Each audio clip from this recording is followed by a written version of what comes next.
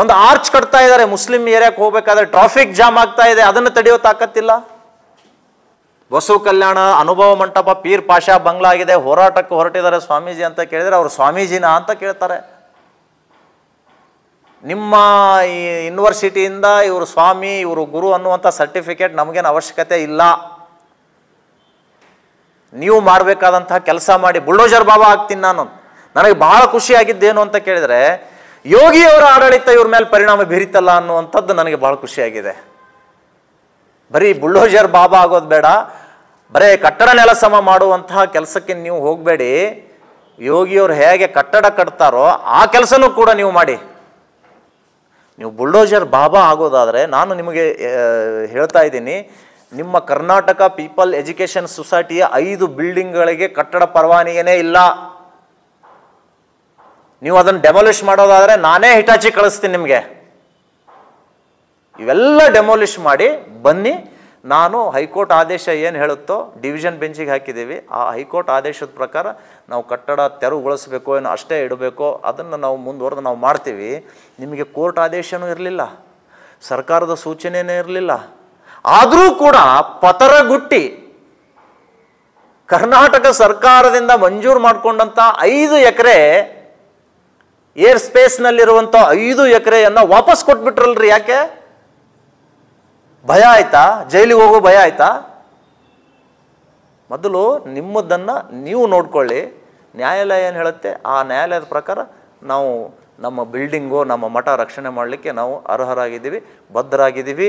ಈ 3 ಘಟನೆ ಸಿದ್ದು ಹಿರೇಮಠರ ಹಿಂದೆ ಕುತಂತ್ರ ನಡೆಸಿದಂತಹ ವ್ಯಕ್ತಿಗಳು, ಅವ್ರನ್ನ ಮೇಲೆ ಕೇಸ್ ಹಾಕಬೇಕು, ಅವ್ರನ್ನ ಬಂಧನ ಮಾಡಬೇಕು.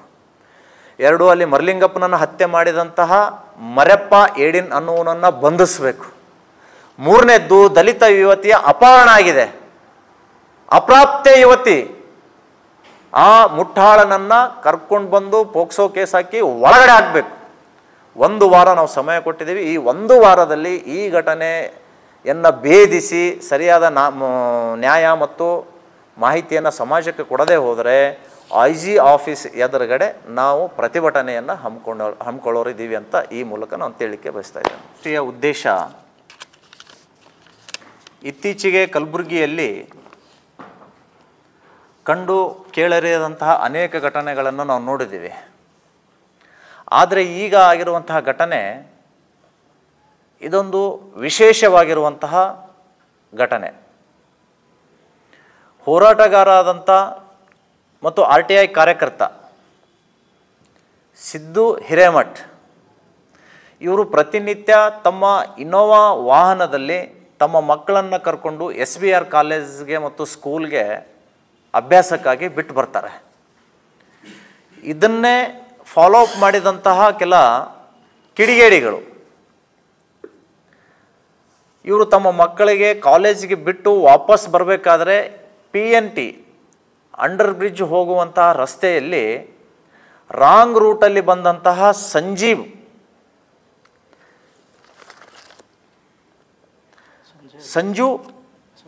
ಸನ್ ಆಫ್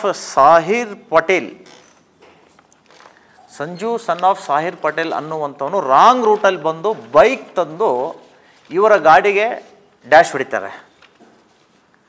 ಇವ್ರ ಗಾಡಿನೂ ಡ್ಯಾಮೇಜ್ ಆಗಿಲ್ಲ, ಆತನ ಗಾಡಿನೂ ಡ್ಯಾಮೇಜ್ ಆಗಿಲ್ಲ. ಅವರ ಉದ್ದೇಶ ಏನು ಅಂತ ಕೇಳಿದರೆ ಹಿರೇಮಠರ ಜೊತೆ ಜಗಳ ಆಡಬೇಕು. ಈ ಕಾರಣಕ್ಕಾಗಿ ಡ್ಯಾಶ್ ಹೊಡೆದು ನೀನು ನನಗೆ ಆಕ್ಸಿಡೆಂಟ್ ಮಾಡಿದೆಯಾ ಮಗನೇ, ನೀನು ಕೆಳಗೆ ಬಾ, ಹಾಗೆ ಹೀಗೆ ಅವಾಜ್ ಶಬ್ದದಿಂದ ಬೈದಾಡಿದ್ದಾನೆ ಮತ್ತು ಕಾರಿಗೆ ಜೋರಾಗಿ ಗುದ್ದಿದ್ದಾನೆ. ಹಿರೇಮಠ್ ಗಾಡಿ ಬಿಟ್ಟು ಕೆಳಗಡೆ ಇಳಿದಿಲ್ಲ, ಗ್ಲಾಸು ಓಪನ್ ಮಾಡಿಲ್ಲ, ಹಾಗೆ ಸುಮ್ಮನೆ ಕೂತ್ಕೊಳ್ತಾರೆ. ಅದನ್ನು ಗಮನಿಸಿದಂತಹ ವ್ಯಕ್ತಿ ನೇರವಾಗಿ ಸ್ಟೇಷನ್ ಬಜಾರ್ ಪೊಲೀಸ್ ಠಾಣೆಗೆ ಹೋಗಿ ಜಾತಿ ನಿಂದನೆ ಕೇಸನ್ನು ದಾಖಲು ಮಾಡ್ತಾರೆ. ಯಾವುದೇ ಪುರಾವೆ ಇಲ್ಲ ಮತ್ತು ಪೊಲೀಸ್ ಇಲಾಖೆ ಹಿಂದು ಮುಂದು ನೋಡದೇನೆ ಇಮ್ಮಿಡಿಯೇಟ್ ಆಗಿ FIR ಮಾಡ್ತಾರೆ. ಅದೃಷ್ಟವಶಾತ್ ಹಿರೇಮಠರವರ ವಾಹನಕ್ಕೆ ಕ್ಯಾಮ್ರಾಗಳು ಇರುವುದರಿಂದ ಆ ಕ್ಯಾಮ್ರಾಗಳ ಸಾಕ್ಷಿಯನ್ನು ಇವತ್ತು ಪೊಲೀಸ್ ಇಲಾಖೆಗೆ ಕೊಟ್ಟರು.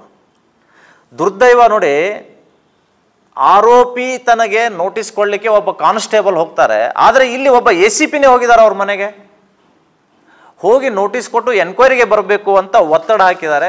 ಇವರು ತಮ್ಮಲ್ಲಿರುವಂತಹ ವಿಡಿಯೋ ಕ್ಲಿಪ್ಗಳನ್ನು ತಗೊಂಡು ಪೊಲೀಸ್ ಠಾಣೆ ಎದುರುಗಡೆ ಇಟ್ಟಾಗ ಪೊಲೀಸರಿಗೆ ಕೂಡ ಮಾತಾಡಲಿಕ್ಕೆ ಅವಕಾಶ ಸಿಗಲಿಲ್ಲ. ಇಲ್ಲದೆ ಹೋಗಿದ್ರೆ ಇವತ್ತಿನವರೆಗೂ ಸಿದ್ದು ಹಿರೇಮಠ್ ಜೈಲಿನಲ್ಲಿ ಕೊಳಿತಾ ಇರಬೇಕಾಗಿತ್ತು.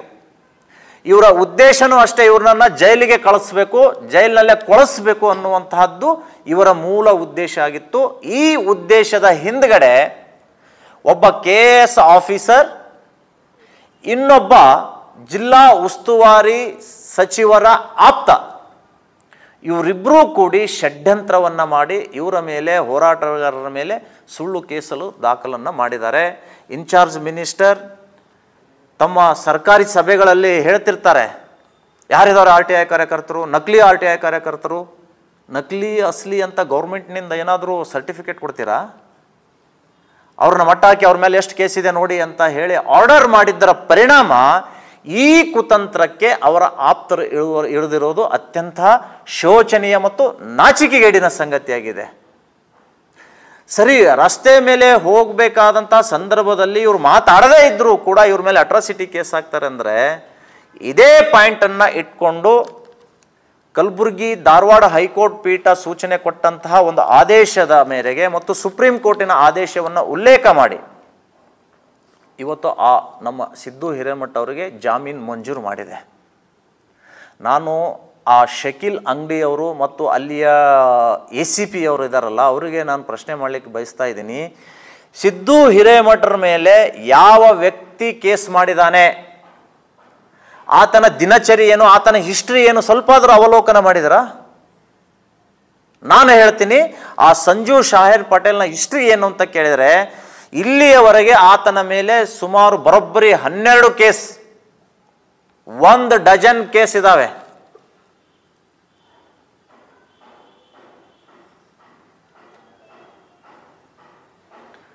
ನ್ಯಾಯಾಲಯದ ಆವರಣದ ಮೇಲೆ ತಮ್ಮದೇ ಸಮುದಾಯದ ವ್ಯಕ್ತಿಗೆ ತಲವಾರಿನಿಂದ ಹಲ್ಲೆ ಮಾಡಿರುವಂತಹ FIR ಇದೆ, ಚಾರ್ಜ್ ಶೀಟ್ ಆಗಿದೆ. ಇಂತಹ ಒಬ್ಬ ದುರುಳ ಕ್ರಿಮಿನಲ್ ಪರ್ಸನ್ ಬಂದು ಅಮಾಯಕ ವ್ಯಕ್ತಿ ಮೇಲೆ ಜಾತಿ ನಿಂದನೆ ಕೇಸ್ ಕೊಡ್ತಾನೆ, ನೀವು ಅದನ್ನು ತಕ್ಷಣವೇ ಸ್ವೀಕಾರ ಮಾಡ್ತೀರಿ ಅಂದರೆ ನೀವು ಯಾವುದೋ ಒಂದು ಕುತಂತ್ರಕ್ಕೆ ಬಲಿಯಾಗಿದ್ದೀರಿ ಅಂತ ನನಗನ್ನಿಸ್ತಾ ಇದೆ. ಹೀಗಾಗಿ ಈ ಸಂಪೂರ್ಣ ಘಟನೆಯನ್ನು ಇವತ್ತು ಹಿರೇಮಠರಿಗಾಗಿದೆ, ಹೋರಾಟ ಮಾಡ್ತಾರೆ ಅಂತ ಹೇಳಿ ಬಾಯಿ ಮುಚ್ಚಿಸ್ಬೇಕು. ಇದಕ್ಕೆ ಕಾರಣ ಏನು ಅಂತ ಕೇಳಿದರೆ, ಅಂದೋಲಾ ಸ್ವಾಮೀಜಿಗೆ ಉಸ್ತುವಾರಿ ಮಂತ್ರಿಗಳ ಶಿಕ್ಷಣ ಸಂಸ್ಥೆ ಮತ್ತು ಉಸ್ತುವಾರಿ ಸಚಿವರ ಎಲ್ಲ ಮಾಹಿತಿಯನ್ನು, ಡಾಟಾವನ್ನು ಆಂದೋಲನ ಸ್ವಾಮಿಗಳಿಗೆ ಈ ಸಿದ್ದು ಹಿರೇಮಠ್ ಕೊಡ್ತಾನೆ, ಈತನ ಮಟ್ಟ ಹಾಕಬೇಕು ಅಂತ ಹೇಳಿ ಈ ಒಂದು ಕುತಂತ್ರ ಮಾಡಿದ್ದಾರೆ. ಹಿರೇಮಠ್ ಅವರು ಕಂಪ್ಲೇಂಟ್ ಕೊಟ್ಟಿದ್ದಾರೆ. ಯಾರ ಮೇಲೆ? ಈ ವ್ಯಕ್ತಿ ಮೇಲೆ. ಇವು ನನ್ನ ಹತ್ಯೆ ಮಾಡಲಿಕ್ಕೆ ಸುಫಾರಿ ಕೊಟ್ಟು ಕಳಿಸಿದ್ದಾರೆ, ಈತನ ಮೇಲೆ ಕಾನೂನು ಕ್ರಮ ತೆಗೆದುಕೊಳ್ಬೇಕು ಅಂತ ಕೊಟ್ಟರೆ ಇಲ್ಲಿವರೆಗೂ ಈ ಕ್ರಿಮಿನಲ್ ಮೇಲೆ ಒಂದು ಕ್ರಿಮಿನಲ್ ಕೇಸ್ ಹಾಕಿಲ್ಲ. ಹೇಗಿದೆ ನಮ್ಮ ಕಲಬುರಗಿ ಆಡಳಿತ? ನಿನ್ನೆ ಉಸ್ತುವಾರಿ ಸಚಿವರು ಹೇಳ್ತಾರೆ, ನಮ್ಮದು ಸಂವಿಧಾನ ರಕ್ಷಣೆ ಮಾಡುವ ಸರ್ಕಾರ. ಪುಂಗಿ ಹೊಡಿತಾರೆ.